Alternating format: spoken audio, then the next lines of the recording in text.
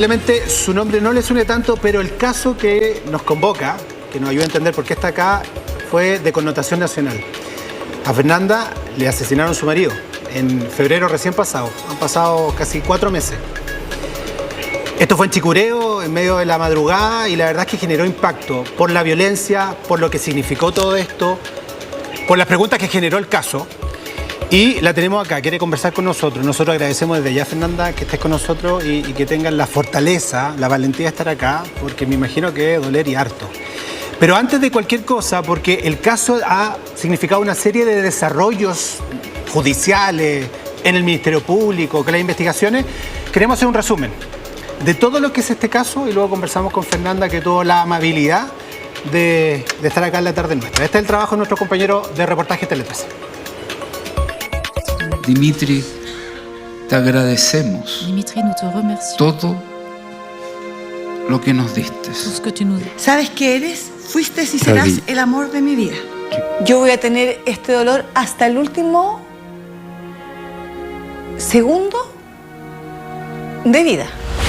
3 puñaladas que causaron la muerte de Dimitri Weiler, de 52 años, consejero de la Cámara Francesa Chilena de Comercio. Mientras los presuntos responsables se jactaban en redes sociales de su tour delictual en Chicureo, exhibiendo uno de los autos robados. Quienes estaban detrás de este crimen, de los 5 detenidos, 4 eran menores de edad. Nosotros esperamos que se investiguen todas las pistas, hasta ahora eso no ha ocurrido, porque si bien es cierto están detenidas las personas o los autores materiales, resta investigar de manera profunda y seria cómo llegaron exactamente al lugar o por qué. A 3 meses de esa espantosa escena, Fernanda cobra valor y decide hablar en cámara sobre lo que vivieron ese día. Me fracturaron la nariz y también me llegó como un cuchillo, muchos golpes acá en el pecho. Y yo me defendí de 2. Entonces Dimitri, como te digo en el informe, él no pudo defenderse. A él lo asesinaron a sangre fría. Manifestando a viva voz, los vamos a matar, incluyen todo. Por lo que la víctima, Dimitri Valerian, forcejeó con uno de los imputados, siendo apuñalado en reiteradas oportunidades y en distintas partes del cuerpo. Uno de esos jóvenes, de 17 años, con amplio prontuario policial por robo con intimidación, robo por sorpresa y receptación, prestó testimonio ante la Fiscalía. Su retrato revela los detalles hasta ahora desconocidos de ese plan que terminaría con la muerte de Dimitri, padre de 3 hijos. Fuimos como 3 días antes, tomamos una micro a Colina, nos bajamos en la carretera. Por unas calles, X iba viendo en su teléfono una imagen satelital. Había un puente, seguimos subiendo como 2 horas para llegar donde habían casas para robar. La habíamos visto por Google. La idea la estudiaron con tiempo. Esta transcripción de un audio compartido por los integrantes de la banda ese día entrega más antecedentes de su forma de actuar. Oye, fui a ver unas casas para allá, unos cerros. Oye, puras mansiones, maldito. Algunas están tiradas y otras había muchos peros, pero igual fuimos a puro cachar, hermano. Porque andábamos sin nada, pues vos cacháis. No podíamos amarrar gente, ni una... Horas después de ese mensaje, madrugada del 28 de febrero, Dimitri había despertado por las alertas de su esposa Fernanda. Los jóvenes ingresaron al dormitorio donde estaba uno de los hijos del matrimonio y lo llevaron a la fuerza donde su mamá. En el relato se detalla que el menor de los delincuentes, de 15 años, era quien portaba un arma de fuego. Estaba como mareado, hablaba en otro idioma. El X le había golpeado la cabeza con la pistola. En eso, el X le pone una puñalada en el glúteo y luego le pone una puñalada en la espalda y el señor cae al suelo. X se asustó y le dio más puñaladas en el estómago cuando ya el señor estaba en el suelo. En ese instante, Dimitri agonizaba. Su esposa, en shock, rodeada de estos adolescentes, entregó todas las pertenencias y ya imaginaba lo peor. Ellos se llevaron todo lo que quisieron llevarse. Yo les entregué todo. Les dije dónde estaba todo de la forma más rápida para que se fueran luego. Entonces, fue muy violento. Muy violento. Yo en un segundo tenía 2 personas encima mío con cuchillo y otro golpeándome. sin ni siquiera preguntar nada. Apenas una hora después de este asalto, 5 de estos jóvenes fueron detenidos. Uno de ellos portaba en sus vestimentas 5 tarjetas bancarias y un iPhone con la fotografía de la Torre Eiffel como fondo de pantalla. Era el fin de una noche trágica para la familia, pero a 3 meses del crimen surgen nuevas pistas y sospechas en el caso. Esto es para siempre. Yo nunca más voy a poder abrazarlo, mirarlo.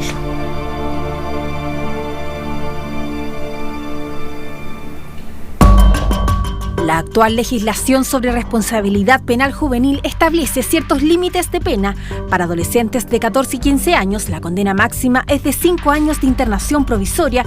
Sobre 16 se eleva a 10 años. Pero sabemos de que esto no, en la práctica no ocurre así. En la práctica, efectivamente, con 2 o 3 años de una buena conducta, tanto los imputados o los condenados adultos como también los condenados adolescentes optan a algunos beneficios y pueden ya 2 o 3 años, en el caso del que estaría condenado a 5 años, por ejemplo, podría optar por algún tipo de beneficio y poder salir con algún tipo de libertad.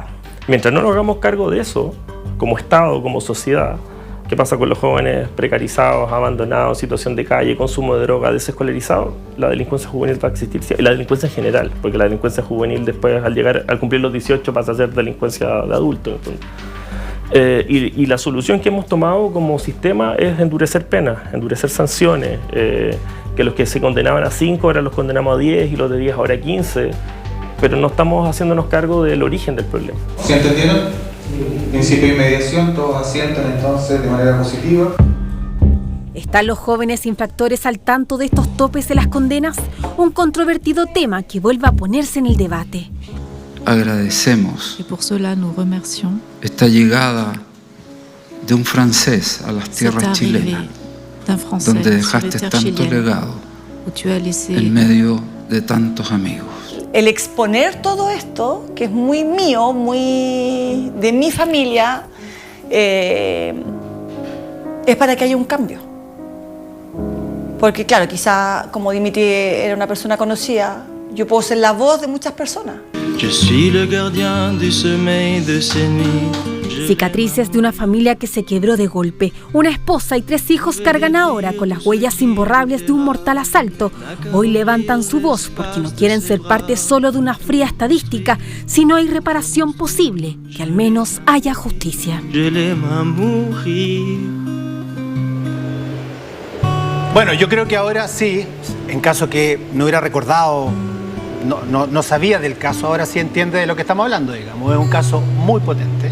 Es un caso que revive todas las inseguridades que uno siente. Entran a su hogar, atacan a la familia, lo más preciado que uno tiene, y en definitiva terminan asesinando a Dimitri, que es la pareja de Fernanda. Fernanda, de nuevo, gracias. Gracias por estar acá, gracias por la fortaleza, gracias por confiar en nosotros. Muchas gracias. La verdad que yo también quiero dar gracias porque en estos 120 días casi ha habido mucha de cariño. Y claro, uno no se puede quedar, a pesar de que estamos viviendo un duelo, no quedarse con esa sensación, ni la rabia, ni nada de eso, porque no aporta.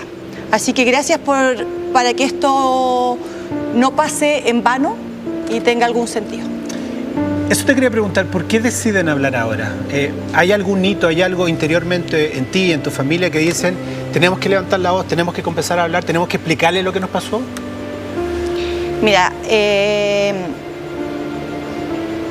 yo creo que, claro, los primeros días o momentos es como las prioridades. Y las prioridades efectivamente están en la familia, en los hijos. Nosotros tenemos 3 hijos. Y todo lo que tiene que ver un poco con el organizarse nuevamente, porque es volver a nacer. Todo cambia. Y ahora, cuando te vas dando cuenta de lo que significa la justicia, de este proceso que, o sea, tienes que vivir para saber qué es el proceso. De verdad que es muy complejo, hay muchas cosas, hay cosas que nadie se imagina. como por ejemplo que te hacen constancia de lesiones. A mí, como es un caso conocido, me lo hicieron al mes y medio, pero hay gente que se lo hacen a los 2 años. Entonces, cuando tú estás ahí, tú decís, o sea, es que ya no tengo ningún moretón, ya no tengo nada que mostrarte, entonces vas viendo que el sistema está como bien complicado. Entonces hay, dentro de tu dolor, una necesidad de denunciar todo lo que te ha ocurrido. Claro. ¿Hay algo que te permita entender, Fernanda, qué pasó esa madrugada? Porque estábamos viendo el trabajo de reportajes Tele 13 y tú dices, les queríamos pasar todo. No pusimos resistencia. O sea, llévense todo. Ustedes tenían clarísimo que había algo más importante, sagrado, la familia, el hogar, ustedes, y aún actuaron como actuaron. ¿Hay algo que te permite entender? Mira, primero es como... bueno, yo he visto pocos reportajes, pero en algunos que he visto hablan como por defender. Dimitri, la verdad que fue atacado durmiendo por la espalda. Por lo tanto, él solamente cuando creo que quizá yo en algún momento grité porque estaba en la pieza al lado y creo que quizás ahí trató, pero en realidad no lo alcanzó a defender, ¿me entiendes? O sea, a él las apuñaladas que tuvo las tiene por la espalda y bueno, yo no me he dedicado tanto a ver, pero efectivamente a él lo apuñalaron antes de poder defenderse, que creo que igual lo hace mucho más violento. Ahora bien, efectivamente a mí, como yo me desperté, a mí sí me atacaron, sin ni siquiera preguntar nada. O sea, en 2 segundos yo tenía 2 niños, porque al final son niños, encima mío, con mucha violencia, con mucha agresividad. Y sí, me fracturaron, recibí muchos golpes acá en el pecho y también uno de ellos tenía un cuchillo que me pude defender. Fernanda, tú hablas de niños. Es que son niños. Sí, no, inmediatamente te das cuenta de que son menores de edad. O sea, sí, hacen cosas que uno pensaría son de grandes, pero siendo cabros chicos. Por los antecedentes que tenemos, el más chico tenía 15 años. Sí. ¿Te das cuenta inmediatamente que son chicos? Sí, porque súper ágiles. Sí, en 2 segundos estaban encima mío y como te digo, con mucha violencia, con mucha rabia, con mucha, no sé. Y claro, sin pedir nada, a mi marido lo atacan por la espalda durmiendo, a mí me atacan al tiro y yo creo que de repente en esas noches bien oscuras, sobre todo al principio, te baja el susto, te baja el miedo de decir, o sea, si yo no hubiera estado despierta, también hubiera corrido el mismo riesgo de Dimitri. Y por esas cosas que el destino, porque Batiz estaba durmiendo con él. Batiz tiene un sueño mucho más pesado. Uno es mamá, entonces no tiene sueño, tiene el sueño liviano. Y por esas cosas, como te digo, porque los niños nunca dormían con él. Y era porque era su cumpleaños. Entonces él, claro, Batiz es el más chico. Es uno de sus hijos. Sí. ¿Cómo era Dimitri? Porque, a ver, lo que pasa muchas veces es que uno asocia un nombre a un hecho. Este hecho es lamentable, es criminal, pero cuando uno comienza a tratar de saber quién es Dimitri es harto más que esto. Sí. ¿Cómo lo presentaría? Hay como un francés atípico, la verdad. Porque él de repente se decía súper moderno, no era tan moderno, le decía yo. Normalmente los europeos son más fríos, él no era nada de frío, es un hombre de piel, de abrazo, de decirte todos los días que uno está cada día más linda y de repente uno podía estar con la ojera hasta el suelo y él te encontraba linda, le encantaba bailar. No bailaba tan bien al principio, pero después de 22 años aprendió, porque a mí me encanta bailar, entonces aprendió y lo hacíamos maravillosamente bien los dos juntos. Era un excelente papá.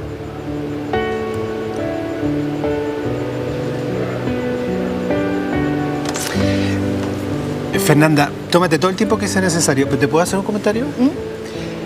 Tus ojos no han perdido la luz que me imagino tenían cuando veías a Dimitri. Sí, sí, porque lo ves y... Se te ilumina. Es puro amor. Y tiendo a entender por qué estás acá. Porque lo conversamos previamente, conversamos por teléfono, trabajamos la entrevista en el sentido de, Fernanda, tienes la posibilidad de decir lo que quieras, lo que sientas. Y estás acá por un motivo, y que es precisamente decirle a quien nos está viendo y digamos, ¿sabe qué? Dimitri, harto más que eso. Sí. Y aquí pasaron harto más que solo el hecho delictual. Sí. Porque a mí, con esa luz, es que uno comienza a entender por qué estás dando esta lucha. Que es básicamente levantar la voz, decir, esto no debe volver a ocurrir, ¿no? Es que, mira, o sea, sí, me quebré un poco, pero no hay ningún problema. Para decir que se le daba fácil ser papá. Y en ese se le daba fácil ser papá, ayudaba a los hijos, o sea, a los amigos de mis hijos a estudiar. Era un muy buen amigo, era muy generoso. Y sí, teníamos una química como bien especial los dos, de ser como bien... independiente, entonces como que no era bien mágico lo que tenemos, y digo lo que tenemos porque lo vamos a tener hasta el último respiro mío. Yo sé que va a llegar a esperarme cuando me toque irme, partir. Sé que todavía está con mis niños y sé que cada paso que doy está acá, o sea, efectivamente partió su cuerpo, pero su alma está acá, y sé que él también daría la pelea. Porque todo lo que hagamos ahora, que yo sé que vamos a hacer cosas, no ayuda en nada en el caso de Dimitri. Pero su generosidad va a ser a que ayudemos a mucha gente más. Fernanda, cuando hablamos de levantar la voz, tú sientes que aquí hay una serie de negligencias estatales. Sí. Hay una serie de imprudencia, hay una serie de descuido, hay dejar de lado.